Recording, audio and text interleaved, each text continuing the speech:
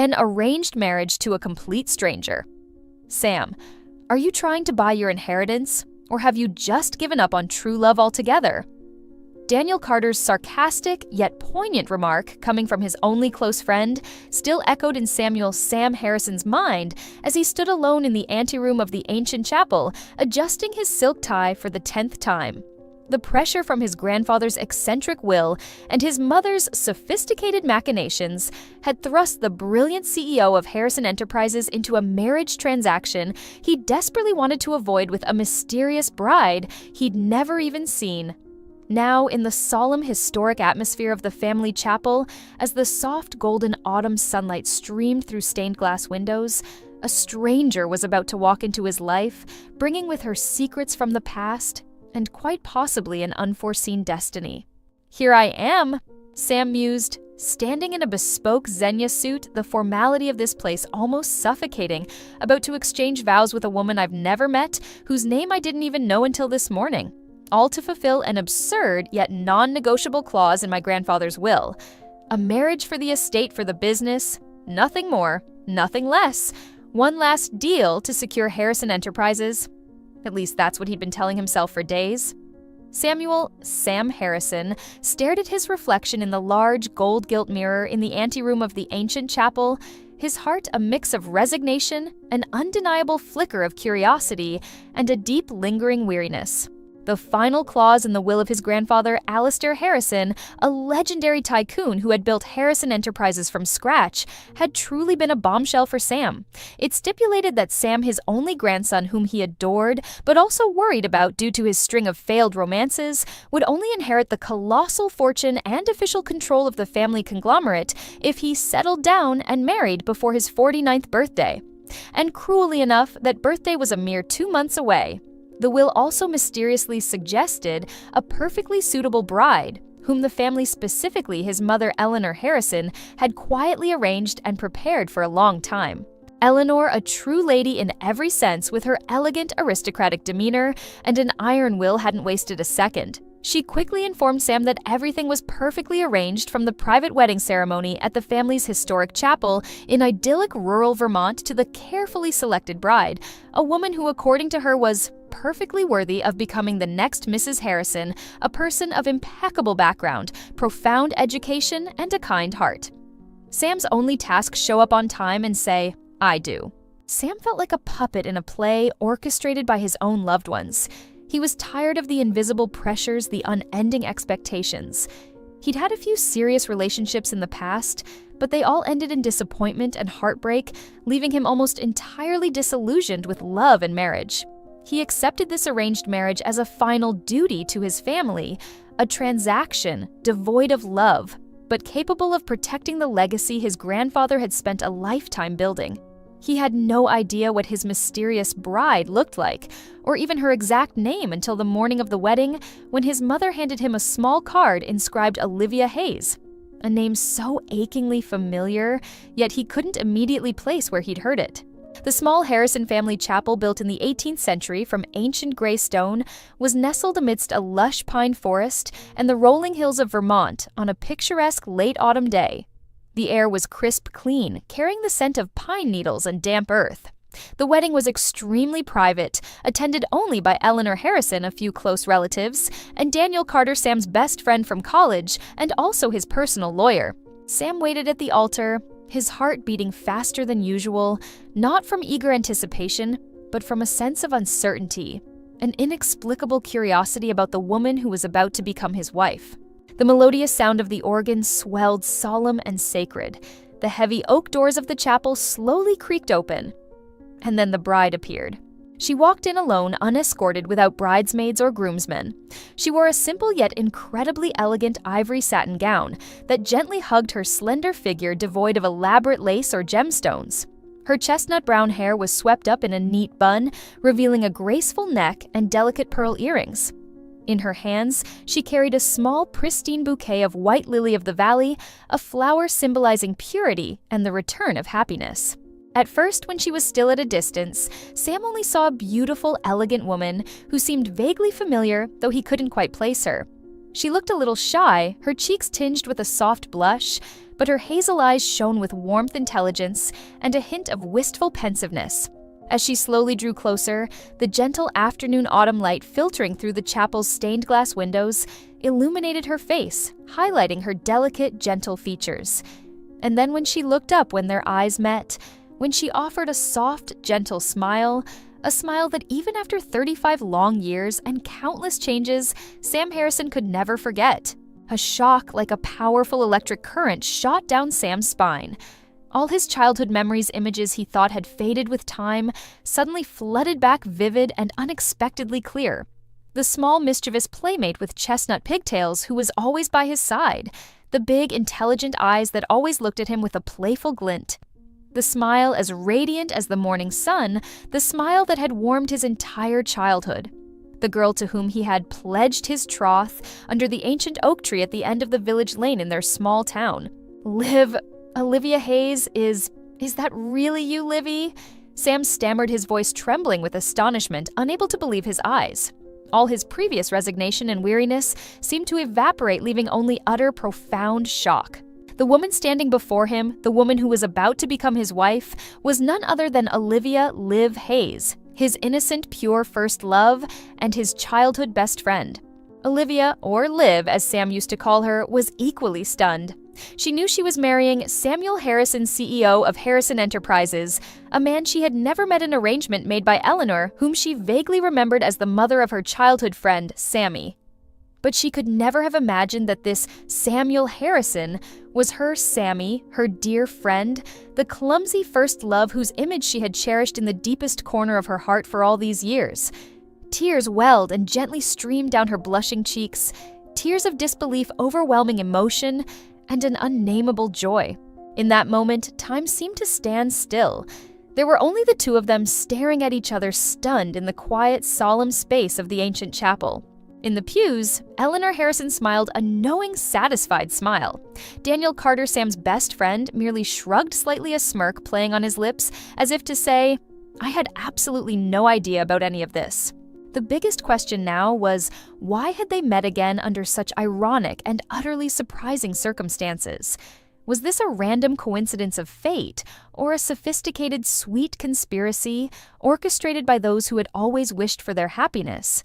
And could the loveless marriage Sam had braced himself for actually turn into a real-life fairy tale, a happy ending for a love story left unfinished 35 years ago? 35 years earlier, in the small town of Green Valley, a peaceful oasis nestled among the verdant hills of New England. Sammy Harrison and Olivia Livy Hayes grew up inseparable. The Harrison family wasn't yet a corporate giant. Sam's father was just taking his first steps in business. They were neighbors, Sammy's house at one end of the street, Livy's at the other, separated only by a small garden with a white picket fence. They were best friends from the time they were in diapers, from their first babbling words. Sam and Liv's childhood memories were a tapestry of endless summer days filled with laughter and countless pranks. They climbed the ancient oak tree at the edge of the village, where they secretly built their own treehouse, an impregnable fortress. They caught crickets together, flew kites over golden wheat fields, and snuck into the grumpy old neighbor's orchard to harvest ripe, juicy apples. They shared every secret, from precious marbles and colorful stamps to innocent childhood dreams about the future. Livy was a smart-spirited girl, a bit more of a tomboy than Sammy. Her chestnut hair was always in two playful pigtails, her large, bright eyes sparkling with mischief. She often protected Sammy from the older boys in town. Sammy, with his blonde hair and gentle blue eyes, was shyer, quieter, but deeply affectionate and always listened to Livy. As they entered their teens, their close, untarnished friendship gradually blossomed into the first stirrings of romance, the innocent, pure, and incredibly beautiful emotions of first love. Furtive hand-holding during walks down the tree-lined village lane, hastily written notes in purple ink passed over the wooden fence filled with naive declarations of love and crudely drawn hearts, and even childish vows, promises made under the old oak tree that they would be together forever, never apart. But life isn't always a fairy tale. When Sam was 14, the Harrison family decided to move to bustling New York City so his father could advance his burgeoning business career. Sam and Liv were forced apart, carrying with them unfinished promises and the poignant sorrow of adolescent first love. They cried a lot on the day they said goodbye, promising to write to each other every day, promising never to forget. But then geographical distance, the new distractions of city life, and the changes of puberty caused the letters to dwindle, then stop altogether. They lost touch, each embarking on a separate path in life. Years later, Samuel "Sam" Harrison had become a successful CEO, a worthy heir to the Harrison Enterprises empire. He was intelligent, decisive, and cool-headed in business, but deep down, he was a lonely man, always feeling a significant void. He'd had a few relationships with beautiful, accomplished women, but none were deep or sincere enough to lead to marriage. It seemed the image of Livy from his youth, the small girl with pigtails and a radiant smile, still held a special, irreplaceable place in his heart. Meanwhile, Olivia "Liv" Hayes, after graduating with a degree in literature from a state university, had chosen a simple, peaceful life far from the hustle and ambition of the wider world. She became an English teacher at a small high school in a quiet coastal town in Maine, or perhaps she had fulfilled her childhood dream of opening a cozy used bookstore where she could immerse herself in the world of books and share her passion for literature with kindred spirits. She too had experienced romantic relationships, but a small, very private corner of her heart seemed reserved for the Sammy of her childhood. She knew nothing of Sam's immense success, nor did she try to find him. She thought the past was laid to rest, and those beautiful memories were best kept as sweet mementos of youth. But one person never forgot and never gave up hope: Eleanor Harrison, Sam's mother. She had always known about her son's pure, beautiful childhood romance with the little neighbor girl Livy. She had been very fond of Liv as a child, impressed by the girl's intelligent spirit and kind heart. She always felt that Liv was a good person, someone who could bring Sam true happiness, a happiness that the wealthy, beautiful, yet somewhat pragmatic women he later dated could never provide. Alistair Harrison, before he passed away, also had incredibly fond memories of young Livy Hayes. He saw in her a rare intelligent strength of character and sincerity. Thus, in his will, he not only stipulated that Sam must marry to inherit the estate, but also implicitly designated Olivia Hayes as the most suitable bride, believing she could bring stability and happiness to the grandson he loved dearly. But he didn't want to force it.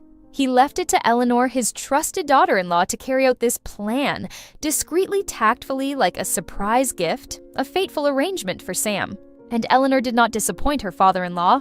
It took her considerable time and effort, using her private connections, to track down Olivia Hayes after so many years.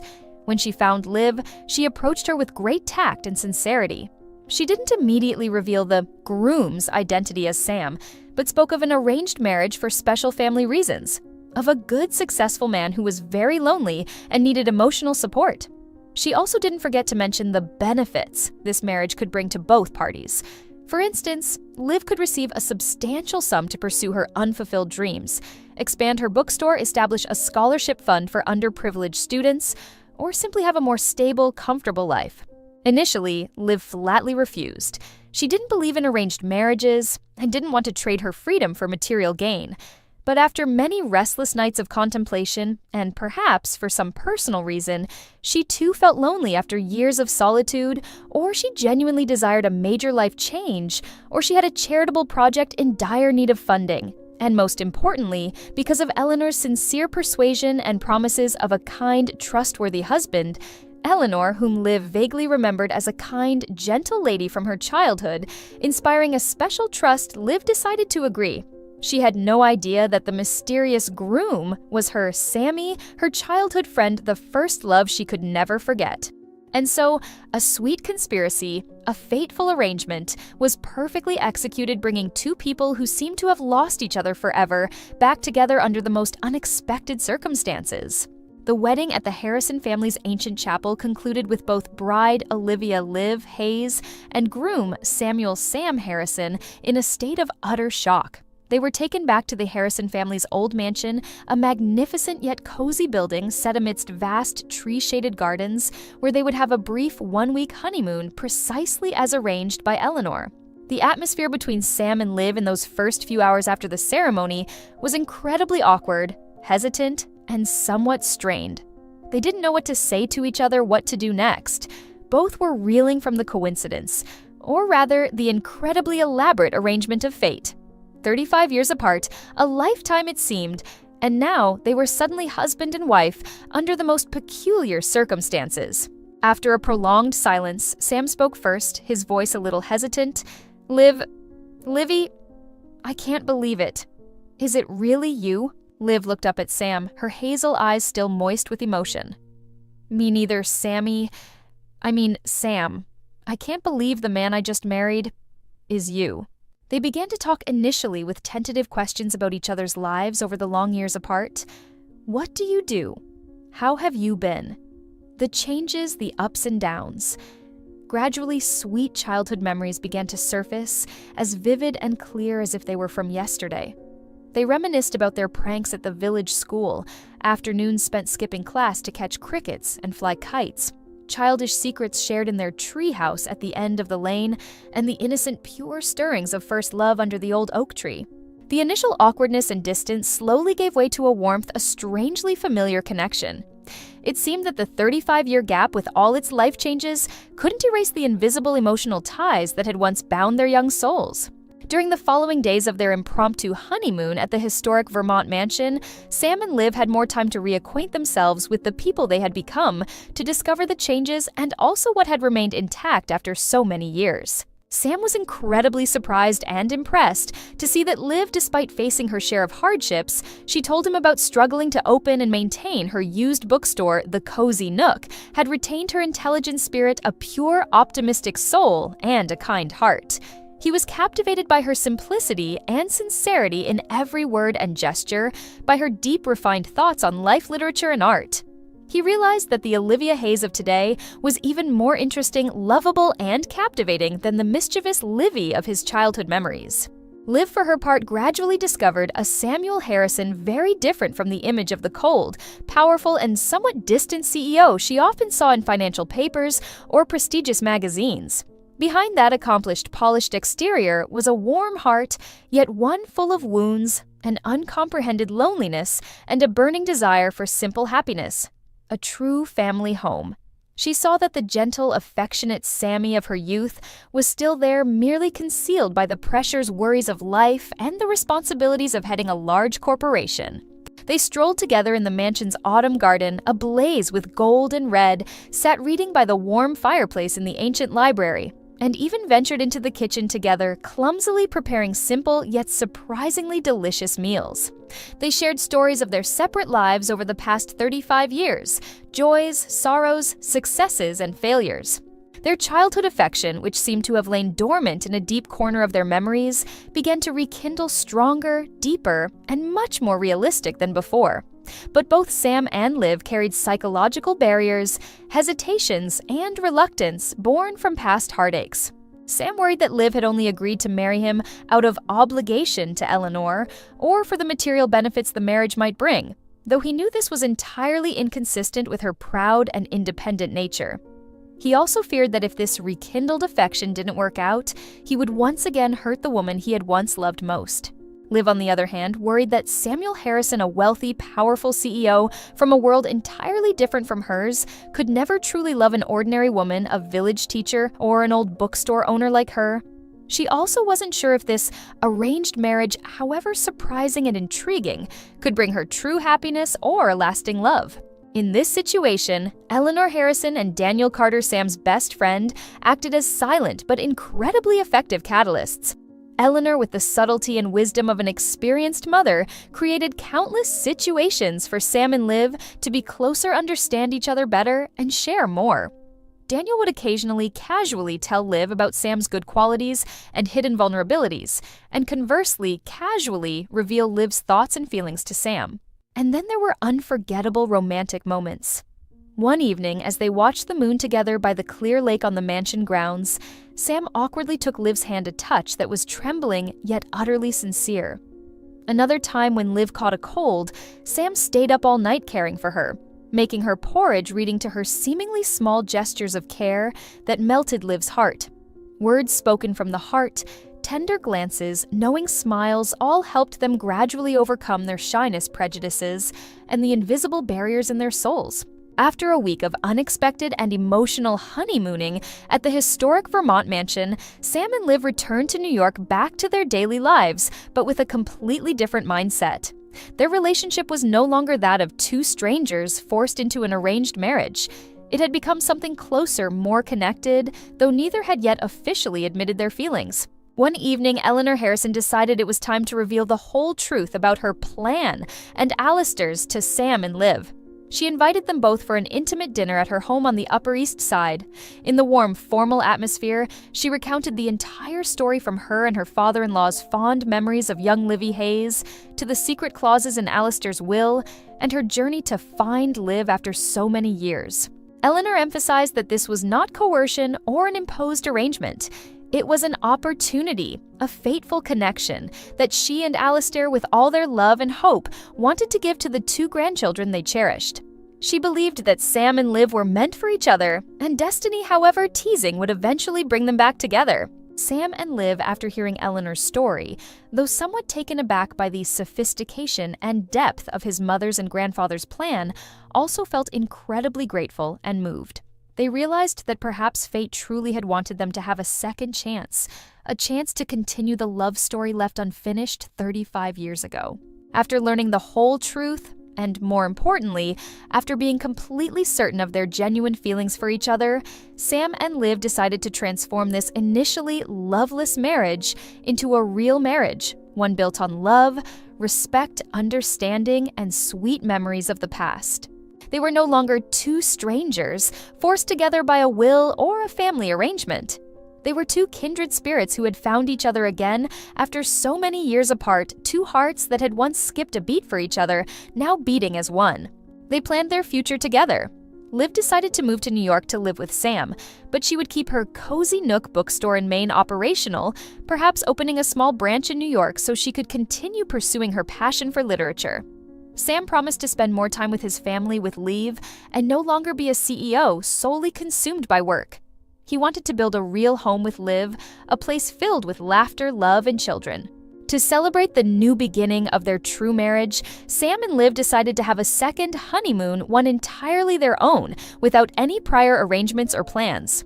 And they chose Green Valley as their destination, the small town where they had grown up, a place filled with sweet memories of their childhood and innocent first love. They walked hand in hand along familiar village lanes, revisited their old school, sat under the ancient oak tree where they had once carved their names, and reminisced about old times. Everything seemed to have remained the same, only they had changed, matured, experienced more, but their feelings for each other were as passionate and heartfelt as in the beginning, perhaps even deeper and more meaningful. Their love blossomed even more. They found in each other not just a spouse and a lover, but also a soulmate, someone with whom they could share all of life's joys, sorrows, and challenges. Sam not only officially inherited the Harrison family's vast fortune, but more importantly, he had found the true love of his life, a happiness he thought he had lost forever. Liv, with her intelligence, warmth, and kind heart, not only brought joy and peace to Sam's life, but also became an excellent partner and advisor to him in his business affairs. She often contributed fresh ideas and insightful perspectives, helping Sam make wiser decisions in managing Harrison Enterprises. 2 years after that fateful wedding day, at the Harrison family's historic Vermont mansion, the awkward, distant atmosphere of the first honeymoon was gone, replaced by joyful laughter and the happy babble of a child. Sam and Liv now had a healthy baby boy named Alistair after his grandfather, the man who had played matchmaker for them. Liv continued her beloved work managing the Cozy Nook bookstore chain, now with a few branches in major cities, and she also dedicated much of her time to caring for her small family. Sam had become a more responsible CEO, knowing how to balance work and personal life, and above all, he was a husband and father who adored his wife and child. Eleanor Harrison, now a happy content grandmother, watched her son and her beloved daughter-in-law find complete happiness. She knew that her and her father-in-law's matchmaking decision years ago had been absolutely right. The story of Samuel Sam Harrison and Olivia Liv Hayes concludes with their family gathered together in the vibrant summer garden under the warm golden sunlight. An ending as beautiful as a fairy tale, a sweet testament that sometimes destiny has the most wondrous and sweet ways of bringing true lovers back together, no matter how much time has passed or how great the distance, no matter how harsh life's trials may be. And true love, if given a chance to blossom, will always conquer all. Thank you for taking the time to listen to this story. If you enjoyed this content, don't forget to click Like, share this story with your friends and family, and subscribe to the channel so you don't miss out on more meaningful stories.